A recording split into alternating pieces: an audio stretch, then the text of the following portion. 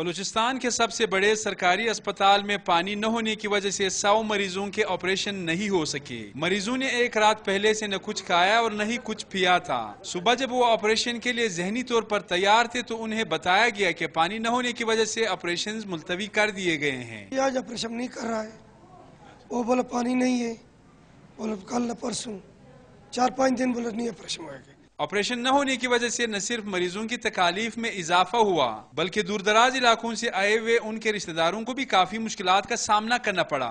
Operation کی منتظر طالبہ کا کہنا تھا کہ آپریشن نہ ہونے کی وجہ سے بیماری میں اضافے کے ساتھ ساتھ ان کی پڑھائی کا وقت بھی ضائع ہو رہا ہے۔ میری پڑھائی بہت متاثر ہو رہی ہے، میں کچھ پڑھ بھی نہیں سکتی، آگے میں امتحانوں میں کیا کروں گا، خود پریشان ہوں۔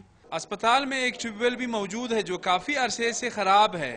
اسپتال انتظامیہ پانی بازار سے خریدتی ہے جبکہ وارڈز میں صفائی کی صورتحال بھی ابتر ہے۔ ہمارے ساتھ سب سے بڑا پرابلم ہوتا ہے کہ جو بندہ باتھ روم جاتا ہے وہ نل کا کھول کے چلا جاتا ہے۔ بلوچستان کے دور افتادہ علاقوں میں صحت کی سہولتوں کا فقدان ہے جس کی وجہ سے لوگوں کے علاج و معالجے کا دار و مدار بولان میڈیکل کمپلیکس اسپتال پر ہے، لیکن صوبے کے سب سے بڑے اسپتال کی ایسی صورتحال باعث تشویش ہے۔